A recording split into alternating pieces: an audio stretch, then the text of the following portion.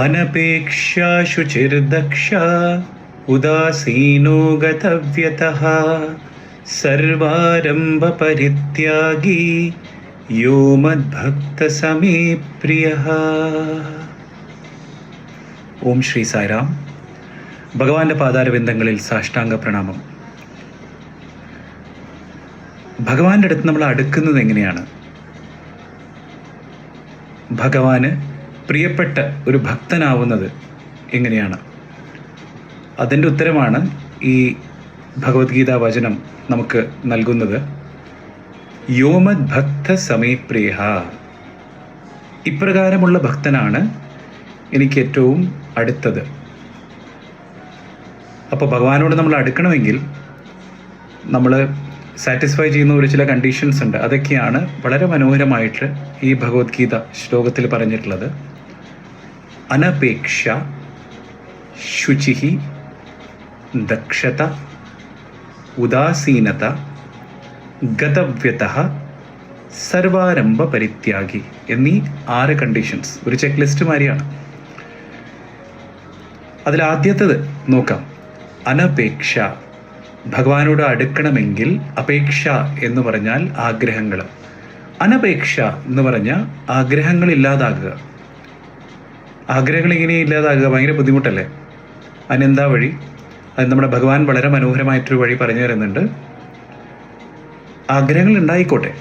നമുക്ക് നമ്മുടെ ലോകത്തിൽ ജീവിക്കുന്ന സമയത്ത് പല ലൗകികമായിട്ടുള്ള ആഗ്രഹങ്ങളും കാണും, ആധ്യാത്മിക തലത്തിലുള്ള ആഗ്രഹങ്ങളും കാണും. ഭഗവാൻ പറയാണ്, ആ ആഗ്രഹങ്ങളൊക്കെ അങ്ങനെ തന്നെ നിന്നോട്ടെ, നമ്മൾ ചെയ്യുന്ന കർമ്മങ്ങൾ മുഴുവൻ അങ്ങനെ തന്നെ നിന്നോട്ടെ, അതൊന്നും വേണ്ടാന്ന് വെക്കണ്ട.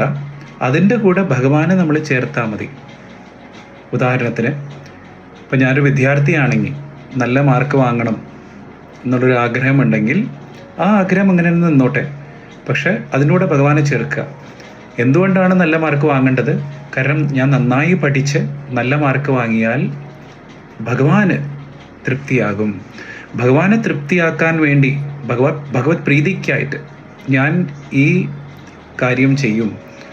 അല്ലെങ്കിൽ ഞാൻ ജോലിയിൽ ഉയർന്ന തലത്തിൽ ഞാൻ എത്തണം എന്നുള്ള ആഗ്രഹമുണ്ടെങ്കിൽ ആ ആഗ്രഹം അങ്ങനെ നിന്നോട്ടെ, പക്ഷെ എന്തുകൊണ്ട് ചെയ്യണം? എനിക്ക് വേണ്ടിയിട്ടല്ല, സർവകർമ്മ ഭഗവത് പ്രീത്യാർത്ഥം, ഭഗവാനെ പ്രീതിപ്പെടുത്താൻ വേണ്ടി. ഞാൻ ജോലിയിൽ നല്ല തലത്തിൽ ഉയർന്നു കഴിഞ്ഞാൽ my Swami will be very proud. എൻ്റെ ഭഗവാന് വളരെ സന്തോഷമാവും എന്നുള്ളൊരു ഉദ്ദേശത്തോടെ ചെയ്തു കഴിഞ്ഞാൽ എന്തു പറ്റുമെന്ന് വെച്ച് കഴിഞ്ഞാൽ കാലക്രമേണ എല്ലാ ആഗ്രഹങ്ങളുടെ കൂടെ ഭഗവാനെ ചേർത്ത് കഴിഞ്ഞാൽ കാലക്രമേണ ഈ ആഗ്രഹങ്ങൾ കുറഞ്ഞു വന്ന അവസാനം എനിക്ക് ഭഗവാനെ മാത്രം മതി എന്നാകും. നമ്മളായിരിക്കില്ല ആഗ്രഹങ്ങളെ വിടുക, ആഗ്രഹങ്ങൾ നമ്മളെ വിട്ടു പോകും. എങ്ങനെയാണ് ഈ ഇംഗ്ലീഷിൽ നമ്മൾ ഓട്ടം സീസൺ എന്ന് പറയില്ല, ആ സീസണിൽ എന്ത് പറ്റുമെന്ന് വെച്ച് കഴിഞ്ഞാൽ ഈ മരത്തിൽ നിന്ന് ഇലകളൊക്കെ ഇനി കൊഴിഞ്ഞു വീഴും. ഈ മരമല്ല ശരിക്കും ഇലകൾ എടുത്ത് എറിയുന്നത്, ഈ ഇലകൾ താനെ വീണ് പോവാണ്. ഇപ്പം എങ്ങനെയാണോ ഇലകൾ ഇങ്ങനെ ഓട്ടോമാറ്റിക്കായിട്ട് വീണ് പോകുന്നത്, അതുപോലെ തന്നെ ഭഗവാനോട് നമ്മൾ അടുക്കും തോറും നമ്മുടെ എല്ലാ കാര്യങ്ങളും ഭഗവത് പ്രീതിക്കായിട്ട് നമ്മൾ ചെയ്തു തുടങ്ങുമ്പോൾ കാലക്രമേണ എന്തു പറ്റുമെന്ന് വെച്ച് കഴിഞ്ഞാൽ ആ ആഗ്രഹങ്ങൾ മുഴുവൻ നമ്മുടെ മനസ്സിൽ നിന്ന് ഓട്ടോമാറ്റിക്കായിട്ട് മാറും.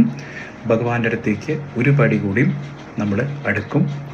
അനപേക്ഷ, ശുചി, ദക്ഷത, ഉദാസീനത, ഗതവ്യതഃ, സർവാരംഭ പരിത്യാഗി, യോമത് ഭക്ത സമേ പ്രിയ.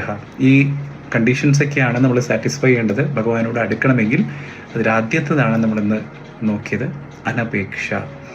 അങ്ങനെ നമ്മൾ ചെയ്യുന്ന കർമ്മങ്ങൾ മുഴുവൻ ഭഗവത് പ്രീതിക്കായിട്ട് ചെയ്യാൻ ഉള്ളൊരു സുബുദ്ധി ഭഗവാൻ നൽകട്ടെ എന്ന് പ്രാർത്ഥിച്ചുകൊണ്ട് ഭഗവാന്റെ പാതാരവിന്ദങ്ങളിൽ നമസ്കരിക്കുകയാണ്. ജയ് സായിറാം.